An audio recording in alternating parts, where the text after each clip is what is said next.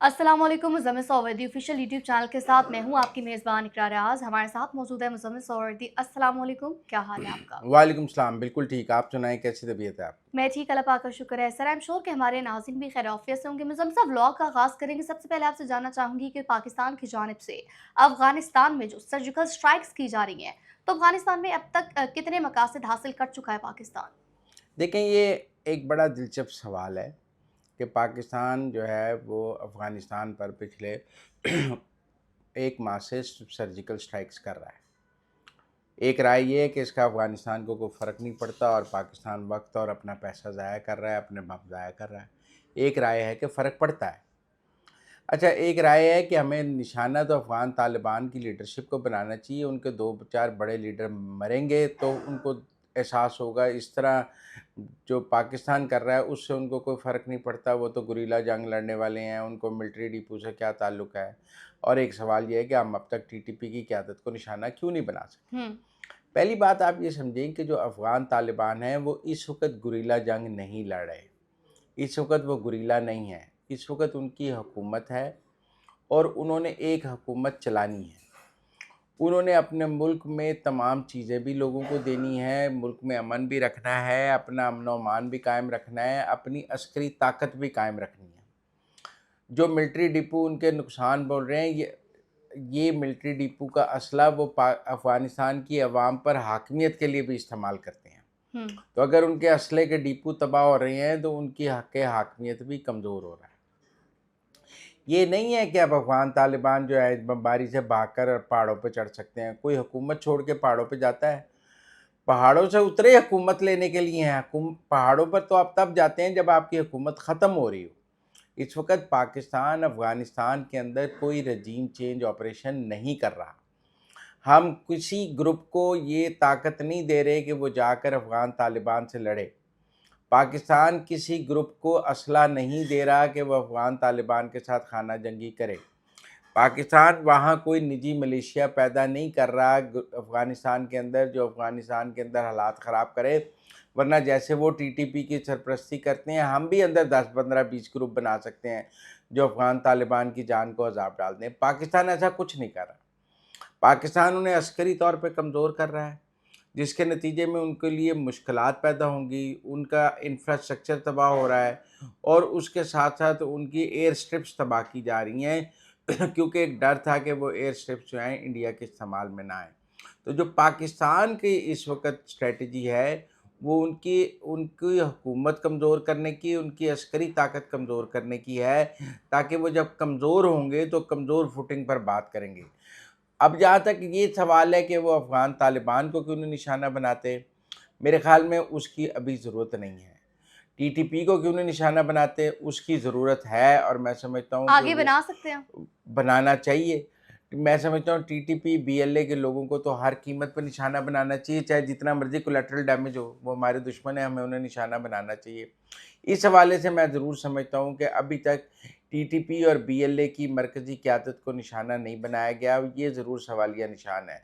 लेकिन टेक्निकली जो अब तक की सर्जिकल स्ट्राइक्स हैं, उनसे अफ़गान तालिबान कमज़ोर हुए हैं और ये कमज़ोरी हम सब पर अयां है। अब सवाल ये है कि ये वो हमसे बात क्यों नहीं कर रहे हैं? हुँ। बात वो करना चाहते हैं किसी तीसरे मुल्क के ज़रिए और दुनिया में उनको कोई तीसरा मुल्क मिल नहीं रहा। कोई मुल्क अफ़गान तालिबान की खातिर पाकिस्तान से बात करने के लिए तैयार नहीं है। उन्होंने 15 मुल्कों से दरख्वास्त की है, कोई मुल्क उनके लिए पाकिस्तान से बात करने के लिए तैयार नहीं है। वो यही चाहते हैं कि किसी तीसरे मुल्क में बैठ के सुलह हो जाए और वो तीसरा मुल्क अवेलेबल नहीं है। और मैं समझता हूँ दिन-ब-दिन अफ़गान तालिबान के लिए इन सर्जिकल स्ट्राइक से प्रॉब्लम पैदा हो रही है। वो कब तक अपनी आवाम को बेवकूफ़ बनाएँगे? जैसे आज इन्होंने कहा कि हमारी एयरफ़ोर्स ने कोहाट की मिलिट्री कैंप पे कब हमला कर दिया। वो ड्रोन जो है वो उनका जो लोकली उड़ा हुआ, वो जाके एक ट्रांसफ़ार्मर को भी लगा है या बिजली की तारों को लगा है। तो वो अपने मुल्क में झूठ ज़रूर बोल रहे हैं कि अपनी जान इज़्ज़त बचाने के लिए, लेकिन कब तक? मैं समझता हूँ पाकिस्तान को ये सर्जिकल स्ट्राइक्स जारी रहनी चाहिए, इसके नताइज और आएँगे। अफ़गान तालिबान को भी निशाना बनाना चाहिए? बिल्कुल अभी नहीं बनाना चाहिए, टीटीपी को निशाना बनाना ठीक चाहिए। है। हम अफ़गानिस्तान में रजीम चेंज ऑपरेशन नहीं कर रहे। हम अब पाकिस्तान अफ़गानिस्तान में तालिबान की हुकूमत ख़त्म नहीं करना चाहता। हम वहाँ पर उनके किसी मुखालिफ ग्रुप को असलहा नहीं दे रहे, हम किसी मुखालिफ ग्रुप को ट्रेनिंग नहीं दे रहे, हमने उनके किसी मुखालिफ ग्रुप को पाकिस्तान में पनाह नहीं दी हुई, क्योंकि पाकिस्तान अफ़गानिस्तान में रजीम चेंज ऑपरेशन नहीं कर रहा, टेररिस्ट हाइडआउट्स के ख़िलाफ़ ऑपरेशन कर रहा है और टेररिस्टों के ख़िलाफ़ ऑपरेशन कर रहा है। तो मुज़म्मिल साहब, अगर हम बात करें ईरान की जो मौजूदा जंग है, तो हम देखते हैं कि ईरानियम का जो एनरिच्ड यूरेनियम है, अमेरिका को उसकी तलाश है, लेकिन अमेरिका उसको ढूँढ नहीं पा रहा और यूरेनियम एनरिच्ड यूरेनियम के डिस्ट्रॉय होने की भी इतलात सामने नहीं आ रही, तो चल क्या रहा है? कहाँ छुपाया हुआ है ईरान ने? देखें, जो अमेरिका के पास सबसे बड़ा बम है ना, जो नीचे जाता है, वो 200 फुट तक है। हुँ, और उनका जो एमओबी है वो 200 फुट नीचे जाता है, फिर मारते हैं 200 फुट तक जाता है। ईरान ने जो एनरिच्ड यूरेनियम है वो कोई 1000 फुट नीचे या 100 मीटर नीचे जाके रखा हुआ है, या उन उन बमों की गहराई से ज़्यादा नीचे जाके रखा हुआ है पहाड़ों के अंदर, जहां अमेरिका के बम जो हैं वो असरअंदाज नहीं हो सकते। ईरान को भी पता है कि अमेरिका के बमों की क्या सलाहियत है और वो बम कहाँ से कहाँ तक असर कर सकते हैं। लिहाजा वो जो सुरंगें और वो जो अंडरग्राउंड फैसिलिटीज़ बनाई गई हैं, वो अमेरिकन बॉम्ब्स की कैपेसिटी को सामने रख कर बनाई गई हैं। जैसे पाकिस्तान, जैसे दुनिया में कोई भी मिसाइल है उसकी एक कैपेसिटी है, बॉम्ब उसकी एक कैपेसिटी है। तो ईरान को पता है कि उनके डेज़ी कटर या मदर ऑफ़ बॉम्ब या एमओबीज़ की क्या सलाहियत है, वो कितने फुट नीचे तक मार करते हैं। तो जो सुरंगें बनाई गई हैं वो इस तरह बनाई गई हैं कि वो डेज़ी कटर्स और वो एमओबीज़ वहाँ तक ना पहुँच सकें। इसीलिए अभी तक कोई मिसाइल सिटी भी तबाह नहीं हुआ, इसीलिए जो एनरिच्ड यूरेनियम आपने पहाड़ों के नीचे सुरंगों में रखा हुआ है वो भी महफूज है। वो जून में भी महफूज था, अब भी महफूज है। और इसमें जो सबसे इम्पोर्टेंट बात मैं आपको अमेरिका बताऊँ, कामयाब हो जाएगा? नहीं अभी तक तो नहीं हुआ। ये ठीक है कि ईरान के पास 440 किलोग्राम जो है 60% एनरिच्ड यूरेनियम मौजूद है, और अंदाज़ा लगाया जा रहा है कि जो उनका ये एनरिच्ड यूरेनियम है वो अभी तक महफूज है। अमेरिका के 3 ही अहदाफ हैं जी, एक यूरेनियम हासिल करना है, एक रजीम चेंज करना है, एक तेल पर कब्ज़ा करना हुँ। है। ये जंग अमेरिका ने 3 अहदाफ के लिए लड़ी थी। रजीम चेंज नहीं हुई, एनरिच्ड यूरेनियम उसको अभी तक नहीं मिला, तेल पर वो कब्ज़ा कर नहीं सका। लिहाजा मैं तो समझता हूँ तीनों बड़े अहदाफ अमेरिका को हासिल नहीं हुए हैं। लेकिन ये एनरिच्ड यूरेनियम ईरान ने जितना महफूज रखा है, इससे पूरी दुनिया हैरान भी है और पूरी दुनिया उनकी तारीफ़ भी कर रही है कि उन्होंने ऐसी अंडरग्राउंड फैसिलिटीज़ बनाई हुई हैं जो अमेरिकन बॉम्ब्स को सस्टेन कर रही हैं और अमेरिकन बॉम्ब्स वहाँ तक हिट नहीं कर पा रहे। मुज़म्मिल साहब, ज़रा ये तो बताइएगा नाज़रीन को, अगर हम बात करते हैं ईरान जंग की अमेरिका और इसराइल के खिलाफ, तो चीन को इसमें क्या फ़ायदा हो रहा है? देखिए, एक फ़ायदा तो ये हो रहा है कि अमेरिका का सारा असला इस्तेमाल हो रहा है। हाँ जी। उनके पैट्रियट्स, उनके इंटरसेप्टर्स सब इस्तेमाल हो रहे हैं और चीन का असला महफूज है। तो अगर अमेरिका का बहुत ज़्यादा असला इस्तेमाल हो जाता है, डेज़ी कटर्स, एमओबी, जहाज़, ये वो, तो अमेरिका की जंगी ताकत तो कम होगी चीन के मुकाबले में। चीन अपने मिसाइल और बढ़ाता जाएगा, अमेरिका के मिसाइल कम होंगे। तो एक तो बात आप समझें कि अमेरिकी हथियारों के ज़खायर में कमी होगी और चीन को मौका मिलेगा कि वो अपने ज़खायर में और इज़ाफ़ा कर ले। हुँ, एक तो दौड़ है ना असले की दोनों मुल्कों के एग्ज़ैक्टली। दरमियान। तो अगर चीन चीन के ज़खायर में बहुत ज़्यादा इज़ाफ़ा हो जाता है और अमेरिका के ज़खायर में बहुत ज़्यादा कमी हो जाती है, तो ये तो चीन का एक फ़ायदा है। फिर सैटेलाइट और जो ड्रोन की जंग की अहमियत में चीनी जो है वो चीनी सैटेलाइट्स इस्तेमाल हो रहे हैं। उनकी अफ़ादियत, पहले पाक इंडिया वॉर में भी चाइनीज़ सैटेलाइट्स की बात हुई। अब भी कहा जा रहा है कि ईरान को चाइनीज़ सैटेलाइट्स हासिल हैं। तो ये जो सैटेलाइट्स की निगरानी, टारगेटिंग डेटा, ड्रोन हमले, दुरुस्त निशाना वाला जो चाइनीज़ टेक्नोलॉजी है, पहले इस पे अमेरिका की हाकमियत थी। अब चाइना को पाक इंडिया के बाद दोबारा अपना ये सब कुछ इस्टेब्लिश करने का मौका मिल रहा है कि हमारी चीज़ें अमेरिका से बेहतर हैं।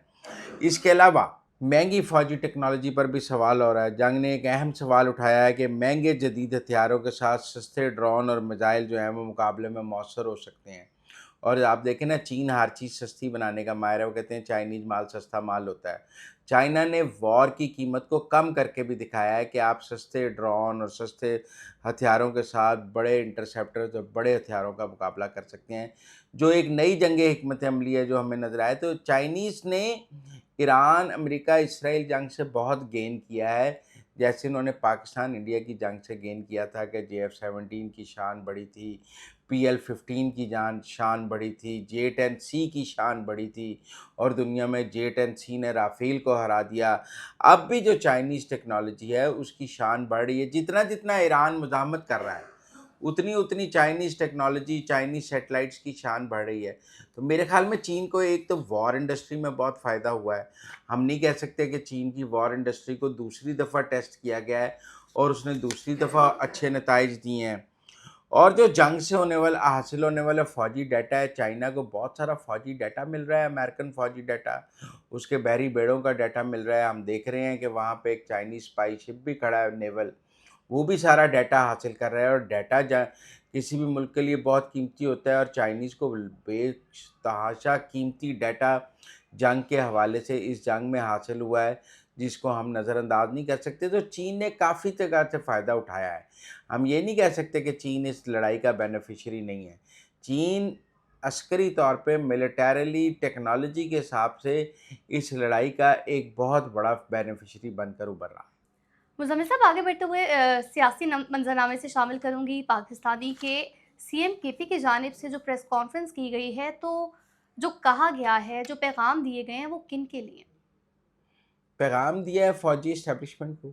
हम्म। जब वो हैंडलर्स की बात करते हैं हम्म। कि ज़िम्मेदार हुकूमत और उसके हैंडलर्स होंगे, तो हैंडलर्स तो फिर एस्टेब्लिशमेंट है और वो फिर पैगाम एस्टेब्लिशमेंट को देते हैं। उनका मतलब है कि इमरान खान को कुछ हुआ तो ज़िम्मेदार एस्टेब्लिशमेंट होगी। हम्म। और मैं समझता हूँ इस्लामाबाद हाई कोर्ट का जो फ़ैसला है उसने तहरीक इंसाफ को सदमे में का शिकार कर दिया है और तहरीक इंसाफ जो है उसको बड़ी उम्मीद थी कि अदालत से उनकी मर्ज़ी का मेडिकल बोर्ड बन जाएगा, उनका पर्सनल डॉक्टर बीच में आ जाएगा और उनको कुछ शिफा हॉस्पिटल जाने की इजाज़त मिल जाएगी। हम्म। लेकिन मैं समझूँ जो सुप्रीम कोर्ट के बाद इन्होंने सड़कें बंद की, मुल्क में केओस पैदा किया, उसके बाद कोई जुडिशरी भी अब इसमें हाथ डालने के लिए तैयार नहीं है। सबको पता था मर्ज़ी का मेडिकल बोर्ड बनाएंगे तो वो सियासी मेडिकल बोर्ड हो जाएगा, वो फिर वैसे ही लिख देगा 85% आंख ख़राब हो गई है, मुल्क में केओस हो जाएगा, इसलिए मर्ज़ी का मेडिकल बोर्ड नहीं मिला। हस्पताल शिफ्ट करेंगे, लॉ एंड ऑर्डर का इशू होगा, लिहाजा हस्पताल नहीं मिला।